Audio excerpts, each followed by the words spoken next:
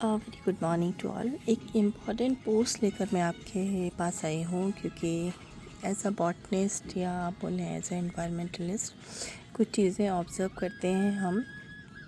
और यहाँ पर आप देख सकते हैं कि मेरे इस गमले में चींटियों का काफ़ी सारा घर है, क्योंकि काफ़ी सारी क्वेरीज आती हैं कि हमारे गमले में बहुत चींटियाँ हो गई हैं, उन्हें कैसे हटाएं।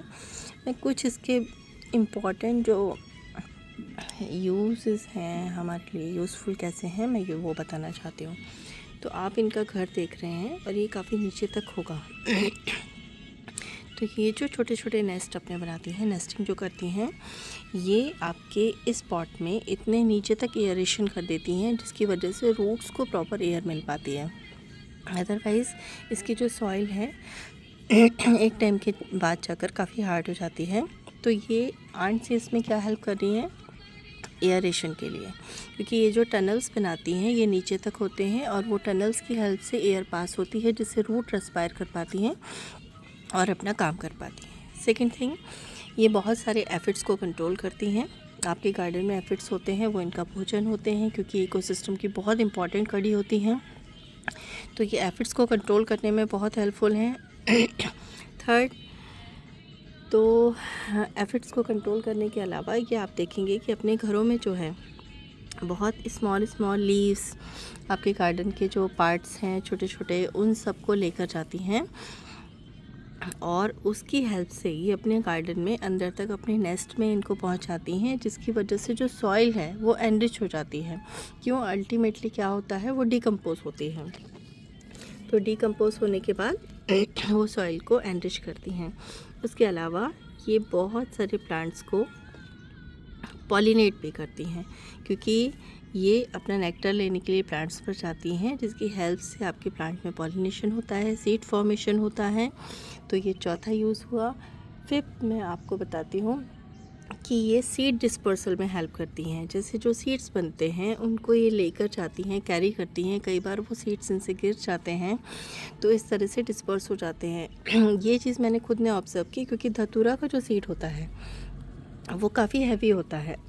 तो मुझे समझ में नहीं आता था कि वो ईच एंड एवरी पॉट में कैसे पहुंच जाता है।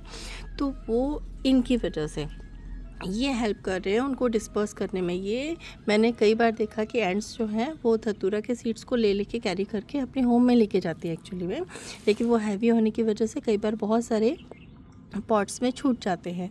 और जो उसका जो प्लेसेंटा होता है, जो वाइट कलर का होता है, मैं आपको दिखाती हूँ। अभी तो ऑलमोस्ट जो है आज कोई सीड पॉट ब्रेक नहीं हुआ है, बट मैं ट्राई करती हूँ। देखिए कुछ मैंने यहाँ रखे हुए हैं।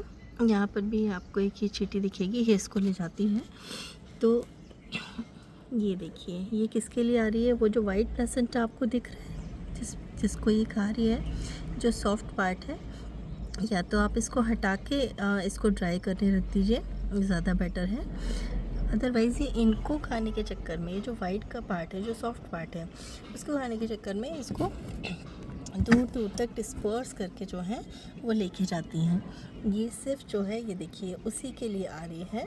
और फाइनली ये सीड को कैरी करके कोशिश करेगी कि अपने नेस्ट तक ले जाए, लेकिन वो इतने हैवी होते हैं कि कई बार बीच में छूट जाते हैं।